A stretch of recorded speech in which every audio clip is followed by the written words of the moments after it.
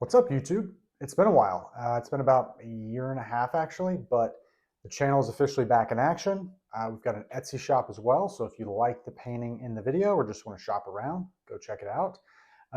Can't thank you guys enough for continuing to subscribe and watch. Again, like I said, it's been a while, but I really hope these videos have helped some of you out there with your painting. So today we're going to be doing a landscape, keeping it really clean and simple. We've got 3 tricks to help work through this style of painting. I think people tend to overwork landscapes when really less is more. So without further ado, let's get into it. All right, y'all, let's go ahead and get started. As I mentioned, I'll link my Etsy shop down here. So if you like the painting, go check it out. So let's put our reference photo over here on the right. You can see I've kind of done 2 major changes here. So the first is I've raised the mountain in the background to be a little bit taller. I want to be able to have something darker behind my light roofs. Again, watercolor is all about creating contrast, and you do that by putting lights and darks close together in a painting. It just helps create a lot of interest. And then I've got our, I mentioned we're going to go over 3 tips and tricks. I've got those up here, going a little old school, no editing, just some note cards. But let's go ahead and get started here. I'm going to wet my paints.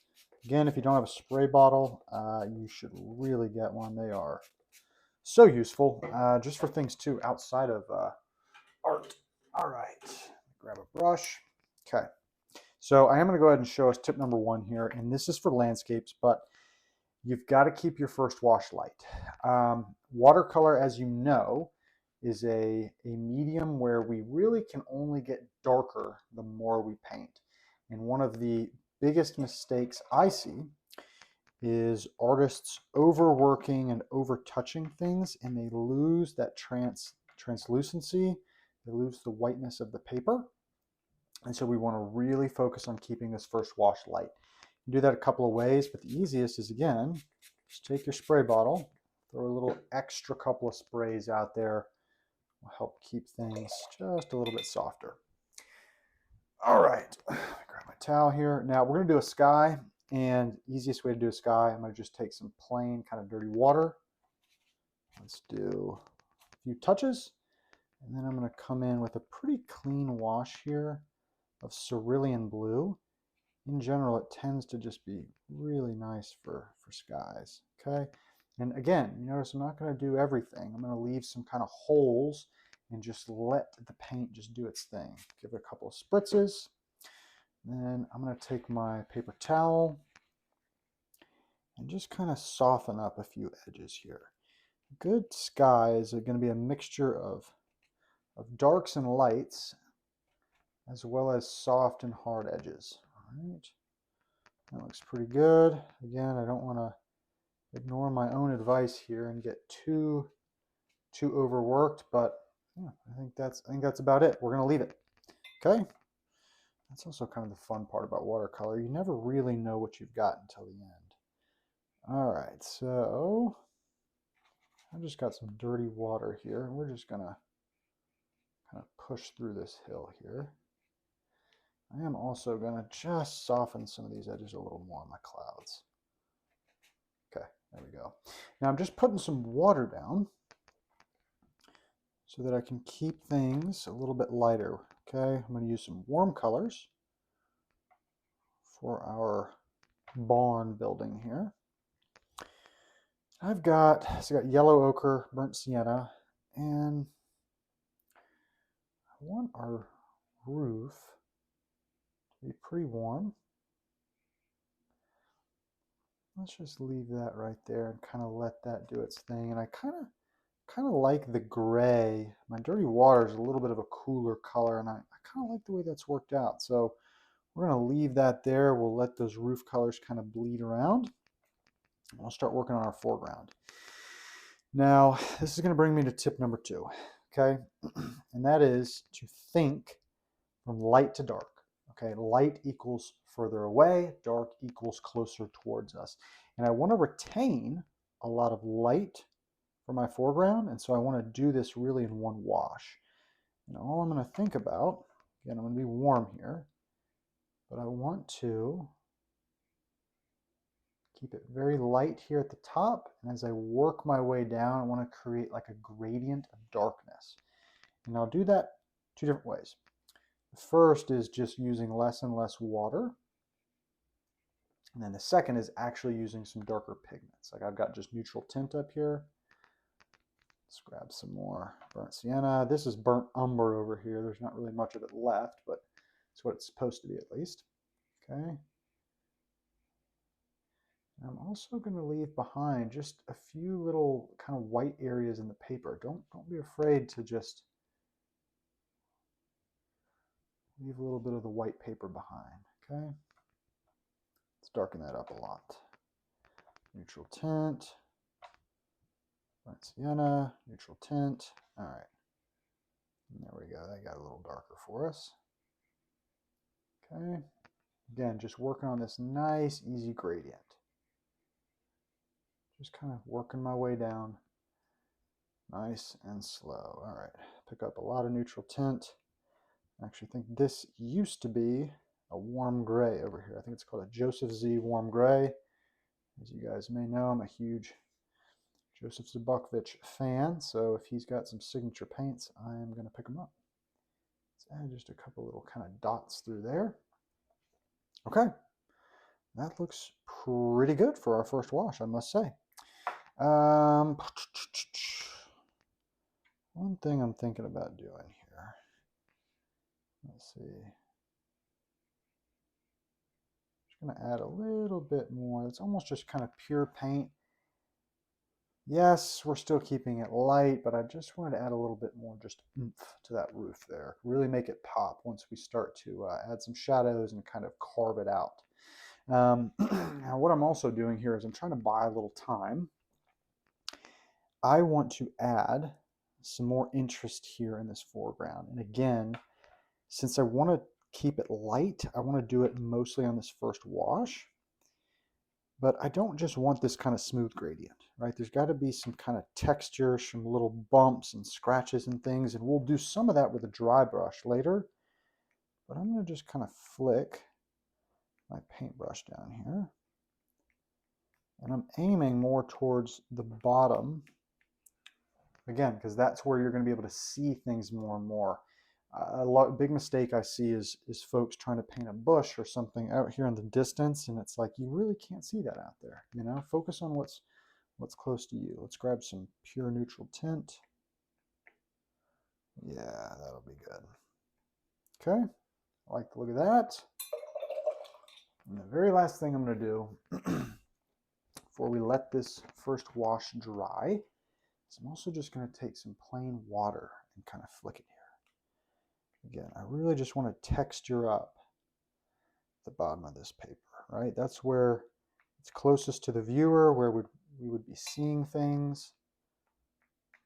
Just kind of let some blooms and little things happen here and there. Okay, all right. I think that about does it. Let's let this dry, and we'll come back and we'll start working on our second wash. All right, we are back. So this is all dried up. I've actually taken a little hair dryer here. I got this just from Amazon, super cheap. But if you are not patient like me, having a hair dryer is kind of nice to speed up your drying process. But this is completely dry. Again, you do not want to skip that step. Let your washes dry. We'll talk a little bit about wet on wet, but especially that first wash, just let that kind of calm down. We want to have some hard edges to outline our building here, so don't skip that step.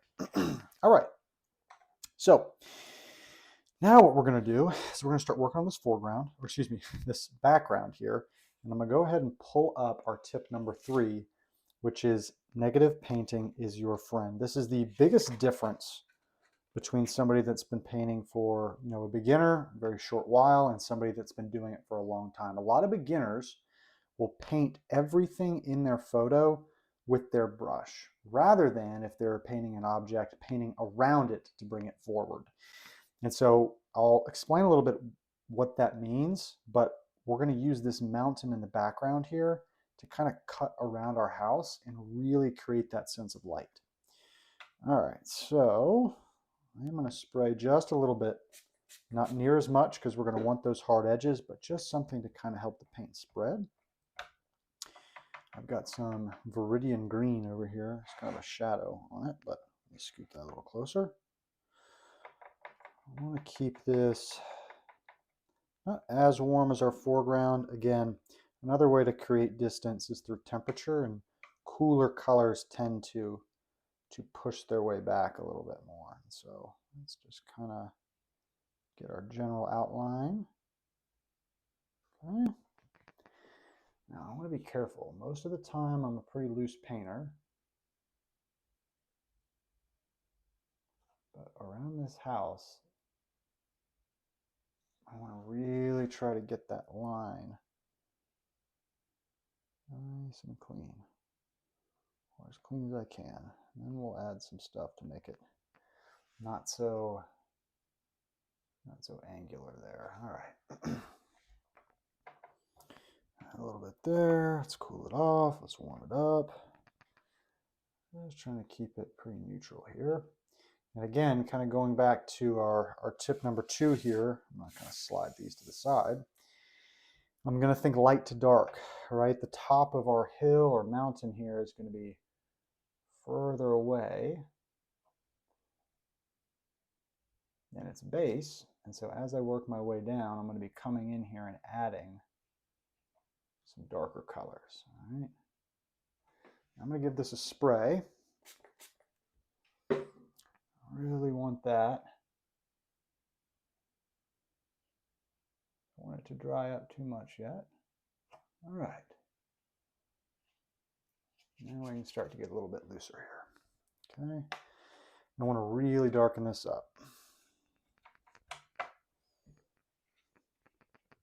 Now that may be a little too dark. We're going to fix that.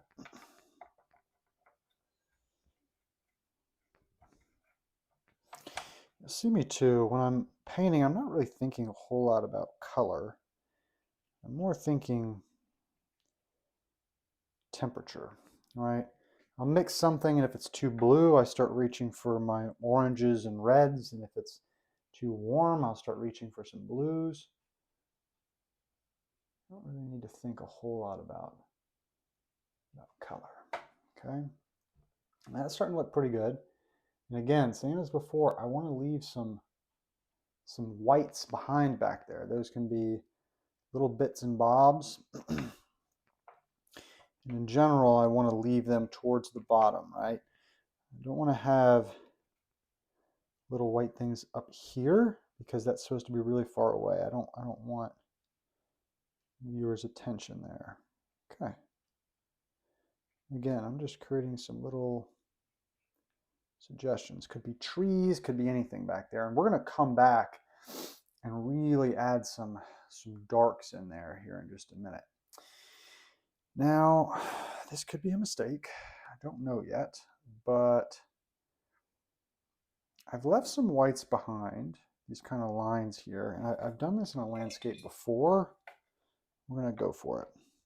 I'm going to try to create the illusion of some like bales of hay is what I'm going to go for here. This could turn out horribly. I really don't know. It's definitely not in our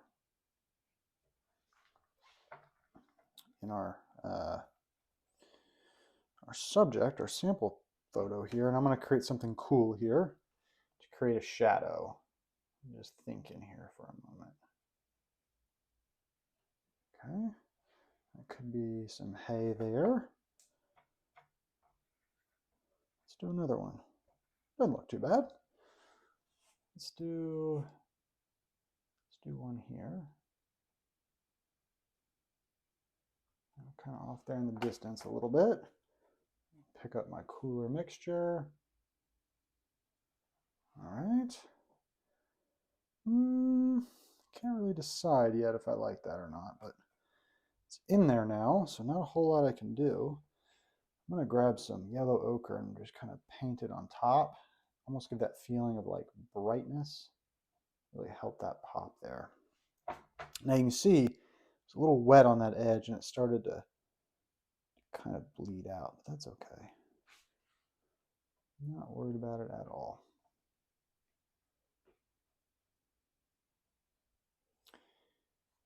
Your subject, in general, I see a lot of folks get really, really attached to their subject photo or their initial sketch, and it really shouldn't be the end-all be-all. Okay, it is a roadmap, you know, but just like a good road trip, it kind of pays sometimes to take a few detours and do some things that maybe you didn't have planned originally. Those make the best types of road trips. All right, I'm just playing with this. I can't decide if I've made this a mistake or yet, but I think it's fine. We're gonna have to live with it. I'm not gonna erase it, that's for sure. Something I'm thinking here is like this shadow is darker than that one. It should be the opposite, right? If this is further away, we're gonna kind of bleed that out, and then let's get something really dark here. I want this to pop up front. Yeah, something like that. Okay. Could be a little hay bale. All right. Maybe I do one more. I'm just trying to think here. What would make the most sense? Let's do one.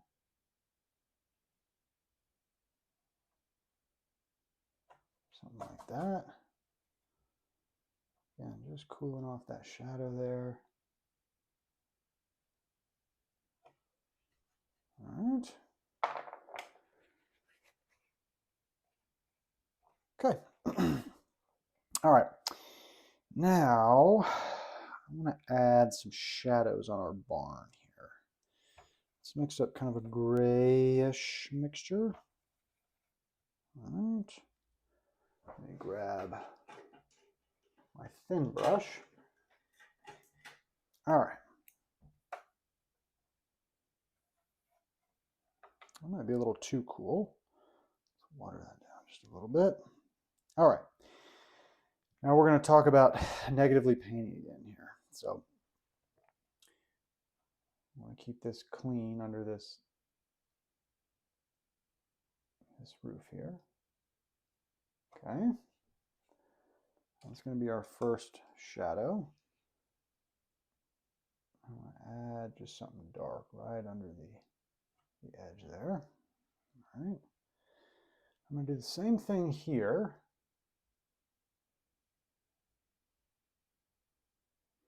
I'm also going to do a little negative painting. So maybe there could be some vertical lines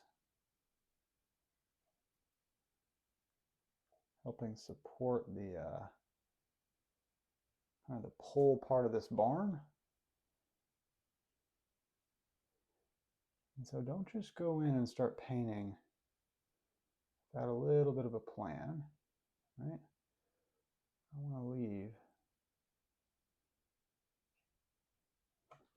some kind of vertical pieces there. Oh, let's do the same thing here. I want to create that illusion of like it being kind of darker right under the roof or towards the back there. I'll just put a little something there. Just kind of let that dissolve into the back there. Okay. I think I'm liking the look of that so far. I do think my shadow, though, up here, it's not quite dark enough, right? Not quite giving me the contrast that I was hoping for. I also need to put a little shadow under the kind of eaves there. Yeah, something like that. I don't know. We'll see. You never know until the end. You really don't. I'll tell you, I'm not super pleased with this painting right now, but I'm just going to keep kind of pushing my way through here. All right. I think it's going to come together nicely. Once we add our darks in there, I think it's going to look really nice. I've got faith here. Okay. Now I'm going to add maybe some cattle here. I'm kind of going off script. We're just adding a few things, but that's what painting is all about, you know? There's no plan, just have a little fun. Now I'm going to create some very simple cattle, or I don't know if they're cattle or horses or what they are, but I'm not really great at those types of figures, if I'm being honest. So we're just going to throw a few in here.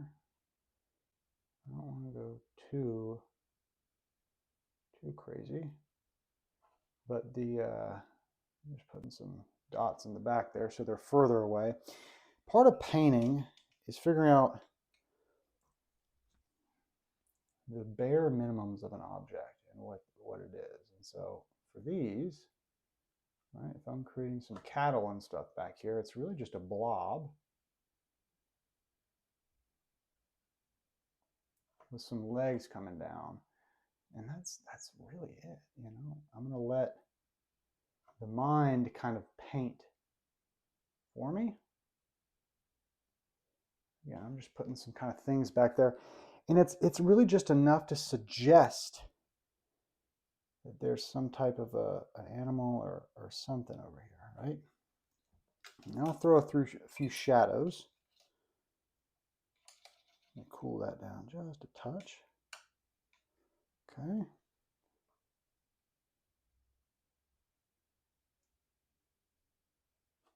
All right.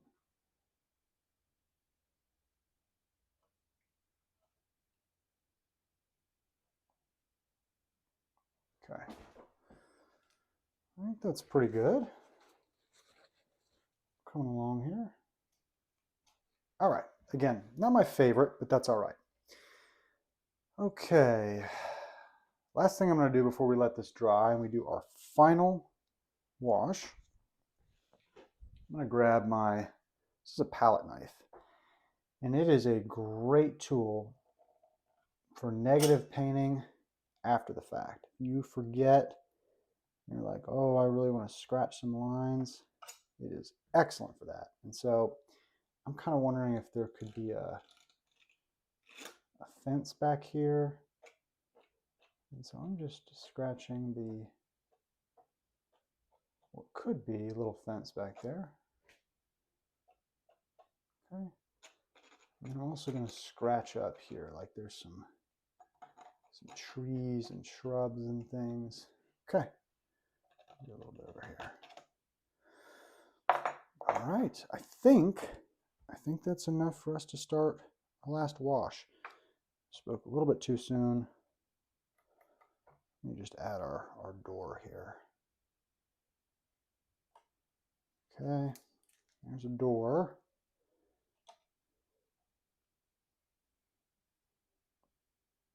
There. Okay. We're going to let this dry and we'll be back here in just a few minutes. All right. We are back. This is dry, and this is my favorite part of painting. You really do not know what you have until you start adding your darks in, okay? So if you feel like giving up, if you feel like there's no coming back, just trust the process. I can't tell you how many paintings that I've wanted to stop or throw away, and by the end of it, it's been one of my favorite things, you know, ever. Just you don't know till it's over, so give yourself a chance. Okay, so as I mentioned earlier, we want our darkest darks next to our lightest lights, and so I'm going to create some kind of tree figures here over on this edge.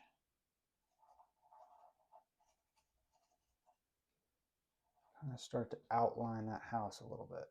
Now those might be a little too dark. I wanted to have a little bit more green and whatnot showing through there, but we're going to make it work. Okay. I'm going to double down and make this go really tall like that. And for dry brush, I really like using just the rattiest brush you can find. I'm shaking my whole table here. When you're dry brushing, it is not always good for your brushes, but I really like it in a painting. Okay. Those really are just not giving off the right kind of tree vibes that I was going for. I think that looks a little bit better. Okay. I'm just gonna kind of dabble this fence here. Maybe I'll add another tree kind of over here on the edge. Oh, it's got a nice feel to it. Okay, we're starting to come along. Add just a little bit of water. Okay. I'm just kind of looking here at what I want to add, what I want to do here. There we go. That's more the tone I'm going for there. Okay.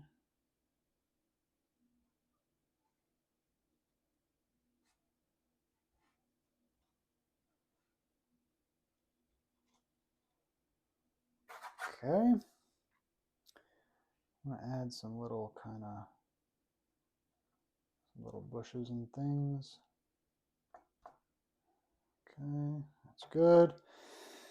Now I want to focus on what's close to our vantage point, right? I want to break up some of this smooth ground here with, again, just some kind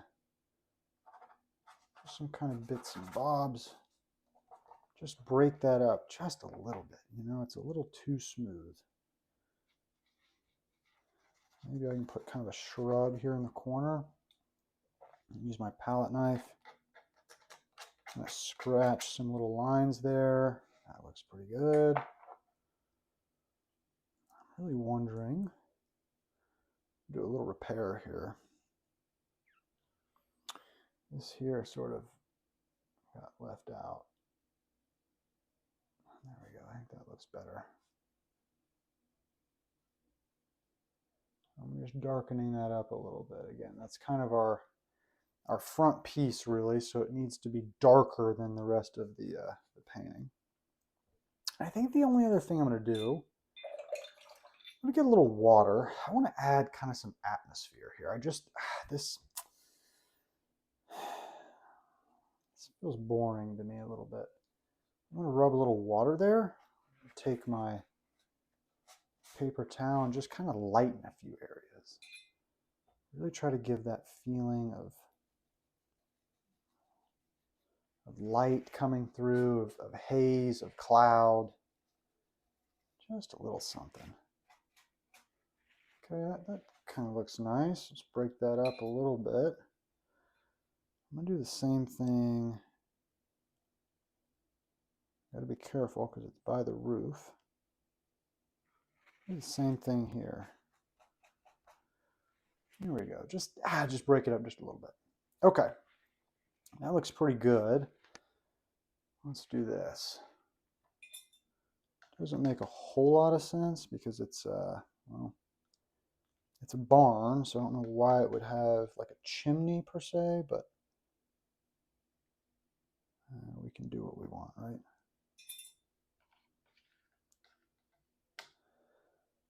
Let's do a little something there. Just kind of push across there. I want to add some darker lines here too. I just feel like it wasn't really popping out the way I wanted it to. There we go. That strikes a little better.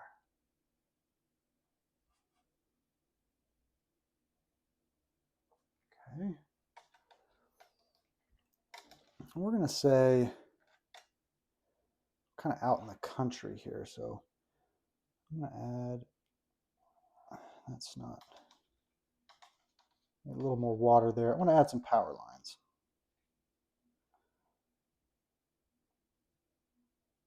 Or maybe a power line. You know, kind of give that, there we go. Maybe that. Okay. Now I am also just going to draw some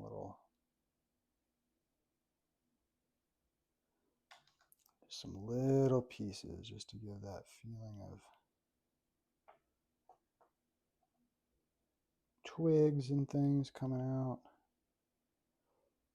Just a touch though. You don't want to go crazy.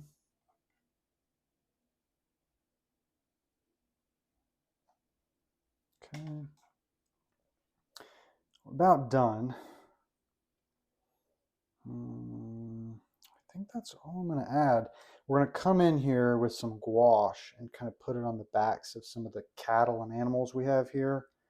That'll help separate them, but I think that's it. I can't really think of anything else. Let's see here. My last touch. Do not overwork your paintings. All right, now that looks terrible. We're going to erase that right now. I was trying to put kind of a light shadow in there, and it didn't really work.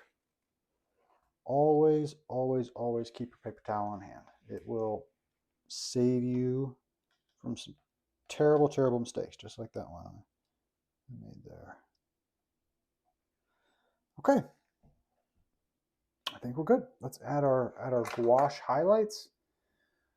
We'll sign it, and then we'll be done. We'll talk about what went well, what did not go well, what I could have done better. Let's see here. Where's my gouache? I unfortunately need to get some more gouache. I can't put the lid on this thing anymore because I left it off. And now I've got paint in my threads, so it's kind of dry. I have to add a little water to it to get it to work. All right. If you do not have gouache in your watercolor artist, get some. This is titanium white. This is just a student level quality, but it just lets you just add some little, again, you know, I didn't even really, I'm not suggesting much here, but you kind of read what those are. And I think that's one of the such fun things about watercolors. You don't have to do too much. I'm going to add just something there in the back. I wanted to give that feeling of a fence back there, and I lost it a little.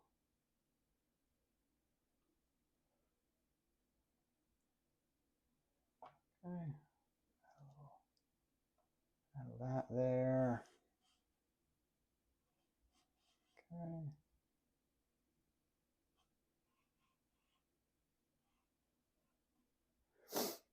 All right. I think that looks pretty good there. Maybe I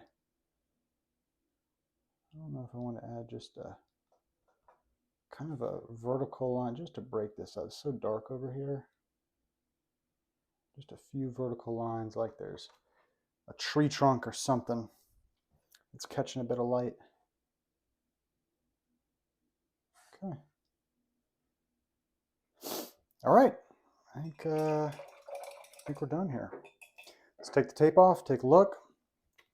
I'll give it a quick signature here.